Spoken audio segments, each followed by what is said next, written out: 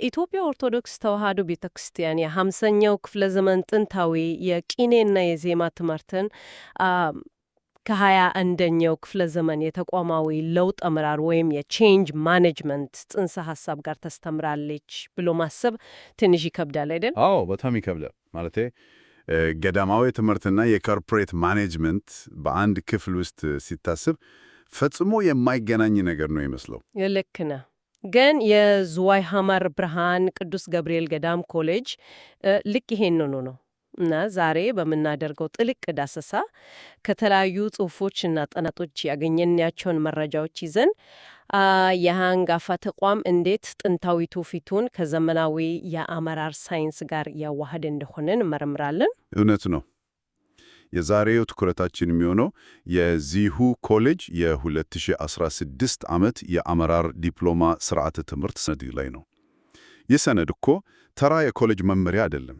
አዎ ማለቴ አንጋፋው የቤተ ክርስቲያን ትምህርት ከዘመናዊ የአመራር ጥበብ ጋር የተገጣጠመበትን አስደናቂ ማዕቀፍ የሚያሳይ ነው። አዎ እንደጠቀስሽው ይህ ሰነድ በአንድ በኩል ዘመናትን የተሻገረን ተቋም ታሪካዊ ክብደት ሲያሳይ፣ በሌላ በኩል ደግሞ የዘመኑን ፍጥነትን ለመያዝ የሚደረግን ትልቅ የለውጥ ጉጉት ያሳያል። ጥንታዊነት እና ዘመናዊነት እርስ በርስ ከመጋጨት ይልቅ እንዴት ለችግሮች መፍትሄ ሊሆኑ እንደሚችሉ የሚያሳይ ግሩም ማሳያ ነው። እሺ ነገሮችን አንድ በአንድ እንፈትሻቸው። ይህ ተቋም ዛሬ ላይ ሆኖ ወደዚህ አይነት ዘመናዊ የአመራር ትምህርት ለምን ገባ የሚለውን ለመረዳት ታሪካዊ ዳራውን ማየት ግድ ይለናል። መረጃዎቹ እንደሚያሳዩት በቅዱስ ያሬድ ፈርቀዳጅነት ቤተ ክርስቲያኒቱ ለዘመናት የሀገሪቱ የትምህርት ማዕከል ሆና ነው ያገለገለችው። አዎ ንባብ ቤት፣ ቅዳሴ ቤት፣ ዜማ ቤት፣ ቅኔ ቤት እና መጽሐፍ ቤት የሚባሉት መዋቅሮች ሀገሪቱን በእውቀት ሲመሩ ኖሯል። ታውቂያለሽ፣ በተለይ ከ16ኛው እስከ 16ኛው ክፍለ ዘመን የነበረው ጊዜ የቤተ ክርስቲያኒቱ የትምህርት ወርቃማ ዘመን ነበር። አዎ ካህናት በሃይማኖታዊ አገልግሎት ብቻ ሳይሆን በመንግስት አስተዳደር ውስጥም ትልቅ ሚና ነበራቸው አይደል? ነገሩን ይበልጥ ግልጽ ለማድረግ ይህንን ተቋም ልክ ስሩን ጠልቆ እንደገባ ግዙፍ ዛፍ ማሰብ እንችላለን። በጣም አሪፍ ምሳሌ ነው።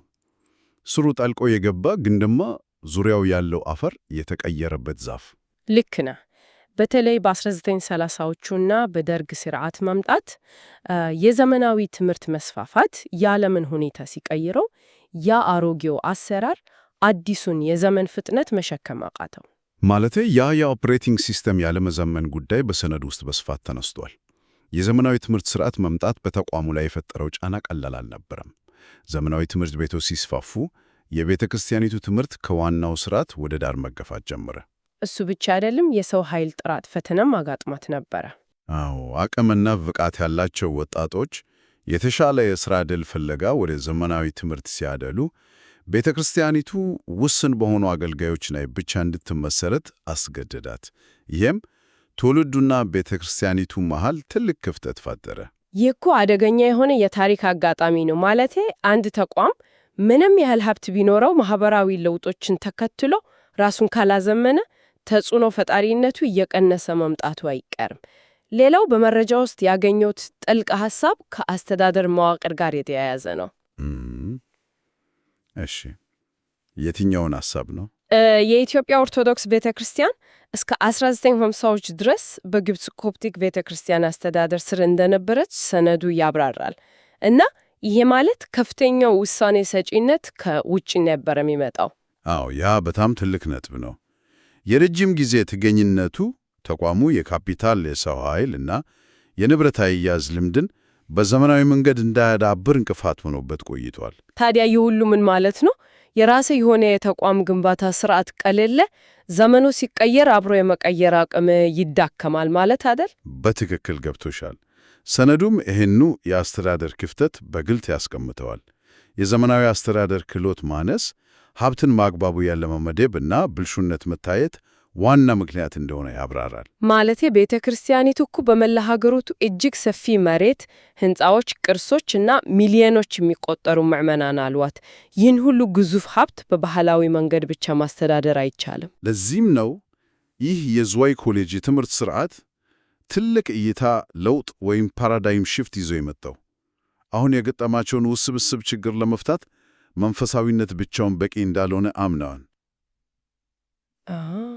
የዚህን የእይታ ለውጥ ጥልቀት ስንመረምር ሰነዱ ሃይማኖትና ልማት በሚለው ጽንሰ ሐሳብ ላይ የሚሰጠው ትንታኔ ትኩረት ይስባ።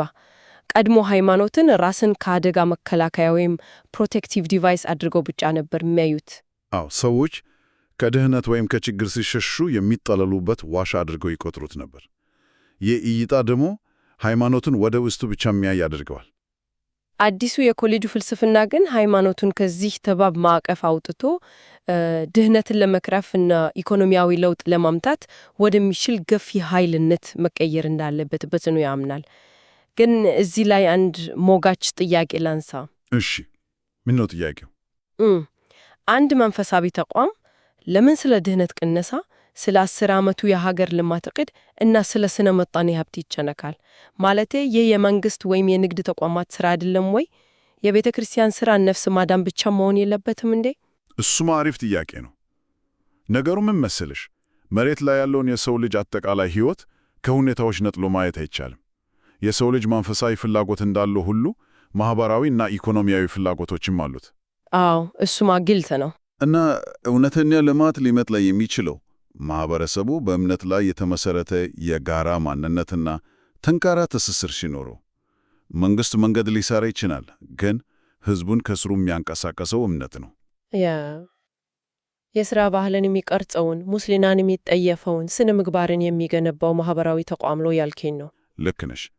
የሃይማኖት አባቶች ከህዝቡ ጋር አብረው የሚኖሩ ደስታውንም ሐዘኑንም የሚጋሩ ናቸው። ስለዚህ እኔ የነፍስ ጉዳይ ብቻ ነው የሚያጋባኝ ብላ መገለሏ ተጽዕኗ እንዲቀንስ አድርጓታል። የዝዋይ ኮሌጅ ይህንን ክፍተት ነው መሙላት የፈለገው። እዚህ ላይ ነው ነገሩ እጅግ አስገራሚ የሚሆነው። የኮርሶቹ ስብጥር ስመለከት ዋው ነው ያልኩት። የተለመደው የሃይማኖት ትምህርት ብቻ ሳይሆን መፍትሄው ራሱ አስገራሚ ነው። የ3 ዓመቱ የዲፕሎማ ፕሮግራም 107 ክሬዲት አወርስ አለው። አዎ፣ የኮርሶቹ ቅይጥ ፍጹም አዲስና አቅጣጫን የሚቀይር ነው። ማለቴ አሰቡ፣ በአንድ በኩል ኦርቶዶክሳዊ ዶግማ፣ ቀኖና፣ የብሉይና ሐዲስ ኪዳን ትርጓሜ ይማራሉ። በሌላ በኩል ደግሞ ልክ በዚያው ሳምንት ውስጥ ከስነ ልቦና፣ ከሂሳብ አያያዝ ወይም አካውንቲንግ፣ ከኢንተርፕሬነርሺፕ እና ከተቋማዊ ለውጥ አመራር ጋር በአንድ ማዕቀፍ ይሰጣል። ይህ ትምህርት እኮ አንድን የሃይማኖት አገልጋይ ከመንፈሳዊ አባትነት ባለፈ የዘመኑን ተቋም መምራት ወደሚችል ዘመናዊ ሥራ አስኪያጅነት የሚቀይረው ነው። ይህንን ከሰፋፊው ምስል ጋር ስናገናኘው ትምህርቱን ማን ነው የሚማራቸው የሚለው ትልቅ ጉዳይ ይሆናል። አዎ፣ የመቀበያ መስፈርቱ ራሱ አይገርምም? በጣም እንጂ። ማንኛውም ወጣት በቀጥታ መግባት አይችልም። መጀመሪያ ዕድሜያቸው ከ25 እስከ 40 ዓመት መሆን አለበት። ይህም ማለት የተወሰነ ሕይወት ብስለት ያላቸውን ሰዎች ነው የሚፈልገው። ቢያንስ ለ5 ዓመት ያገለገሉ መሆን አለባቸው። እንዴ 5 ዓመት ማገልገል ግዴታ ነው? አዎ፣ የተቋሙን ባህል በተግባር የሚያውቁ መሆን አለባቸው። ደግሞ የ8ኛ ክፍል ወይም የ8ኛ ክፍል አጥናቆ በባህላዊ ትምህርት ማለትም በቅኔ፣ በዜማ ወይም በመጽሐፍ ትርጓሜ ምስክር ወረቀት ሊኖራቸው ይገባ። ዋው! ይህ ማለት እኮ ኮሌጁ እያሰለጠነ ያለው ተራ ተማሪዎችን ሳይሆን በባህሉ የጠለቁትና በዘመናዊ እውቀት የተሳሉ ልዩ የአመራር ኃይሎችን ነው ማለት ነው። የለውጥ ሐዋርያት እያዘጋጀ ነው ማለት እንችላለን። ልክ ነሽ። ይሄ በተግባር ሲተረጉም እንደሚመስል አንድ ምሳሌ ብንወስድ ይበልጥ ግልጽ ይሆንልናል። እሺ፣ እስቲ ምሳሌውን ንገረኝ። ለምሳሌ አንድ አገልጋይ ምዕመናን ቤተ ክርስቲያን የመምጣት ልምዳቸው እየቀነሰ መምጣቱን አስተዋለን በል። ባህላዊ እይታ ያለው መሪ ይሄን እንደ መንፈሳዊ ድክመት ወይም የዘመኑ መጥፎነት ብሎ ሊያልፈው ይችላል። አዎ፣ እና በመስበክ ብቻ ሊፈታው ይሞክራል አይደል? አዎ። ግን በዚህ ስርዓተ ትምህርት ውስጥ የምርምር ዘዴዎችን የተማረ መሪ ችግሩን በሳይንሳዊ መንገድ ነው የሚመረምረው። ጥናት ያካሂዳል፣ መረጃ ይሰበስባል። ምናልባትም የኢኮኖሚ እጥረት ወጣቶችን እያፈናቀለ መሆኑን ይገነዘባል። አይገርምም? ማለቴ ያው ሳይንሳዊ ግኝት መሪው የችግሩን ስር መሰረት እንዲያክም ያስችለዋል ማለት ነው። ስለ ኢንተርፕሬነርሺፕ የተማረው መሪ ወጣቶቹን የልማት ፕሮጀክት በመንደፍ ሊያግዛቸው ይችላል። በትክክል የነገረ መለኮት ጥልቅ ዕውቀት ያለው አባት በተመሳሳይ ጊዜ የፋይናንስና የሰው ኃይል አስተዳደርን ጠንቅቆ ሲያውቅ የቤተ ክርስቲያንን ሀብት ብክነት ያስቀራ፣ ችግሮችን ከመኮነን አልፎ መፍትሄ ማምጣት የሚችል ይሆናል። ከዚህ ጋር ተያይዞ መነሳት ያለበት ሌላው ትልቁ ጉዳይ የትምህርት አስተጣጡ ዘዴ ነው። አሮጌው ስርዓት በአብዛኛውን በቃል ሸምደዳና መምህሩን ማዕከል ያደረገ ነበር አይደል? አዎ፣ ሮት ሜሞራይዜሽን የምንለው ማለት ነው። አዲሱ ግን ሙሉ በሙሉ ዘመናዊ ነው። ትምህርቱ ተማሪን ማዕከል ያደረገ፣ በትብብር መማርን የሚያበረታታ እና በእውነተኛ ኬስ ስተዲዎች ላይ የተመሰረተ ነው። የግምገማ ስርዓቱን በቀጣይ ምዘና ወይም ኮንቲኒየስ አሴስመንት ላይ የተመሰረተ መሆኑ የኮሌጁን ዘመናዊነት ያሳያል። የባህል ለውጥ እኮ እጅግ ወሳኝ ነው። ምን መሰልሽ፣ መሪነት ሰዎችን የማስተባበር ጥበብ እንጂ በንድፈ ሐሳብ ብቻ የሚጠና አይደለም። ተማሪዎቹ በቡድን ሲሰሩ፣ ማህበራዊ ፕሮጀክቶችን ሲመሩ፣ ዘመናዊ አመራርን በተግባር ይለማመዳሉ። ግጭት አፈታትና የቡድን ግንባታ የሚባሉትን ክህሎቶች በተፈጥሯዊ መንገድ ያጎናጽፋቸዋል እያልከኛው። ግን የጉዳይ ለማንኛውም ሰው አሁን ይህንን ለሚሰማ አድማጭ ለምን ትኩረት ሊስብ ይገባል? ማለት አግባብነቱ ምንድን ነው? ይህ በጣም አስፈላጊ ጥያቄ ነው። የዚህ ትምህርት አግባብነት ከቤተ ክርስቲያኒቱ ግቢዎች ትልቅ ትርጉም አለው። ማንኛውም የረጅም ዘመን ታሪክ ያለው ተቋም ራሱን እንዴት ማዘመን እንዳለበት የሚያሳይ ትልቅ የቼንጅ ማኔጅመንት የጥናት ማሳያ ነው። አዎ፣ ማለቴ 1500 ዓመት ያስቆጠረ ተቋም ራሱን መለወጥ ከቻለ የትኛውም ዘመናዊ ድርጅት ከአዲስ ሁኔታዎች ጋር ራሱን ማላመድ ይችላል ማለት ነው አይደል? ልክ ነሽ። እና ይህ ማኅበራዊ አግባብነት ሌላ ትልቅ አገራዊ ጥያቄ ያስነሳል። ታዳጊ አገራት ውስጥ እውነተኛ አገራዊ እድገት ሊመጣ የሚችለው እንዴት ነው? በመንግሥት ትዕዛዝ ወይስ ከታች ወደ ላይ በሚወጣ የሕዝብ መነሳሳት? የልማት ምሁራን እንደሚያነሱት ብዙ ጊዜ መንግስታዊ ፕሮጀክቶች ተቀባይነት ያጣሉ፣ ምክንያቱም በተቋማት ላይ ያለው መተማመን ዝቅተኛ ስለሆነ ነው። አዎ፣ ሰነዱም ይሄንኑ ነው የሚያስረዳው። ማህበረሰቡን ከስሩ የሚያውቁት እነዚህ ባህላዊ መሪዎች ናቸው።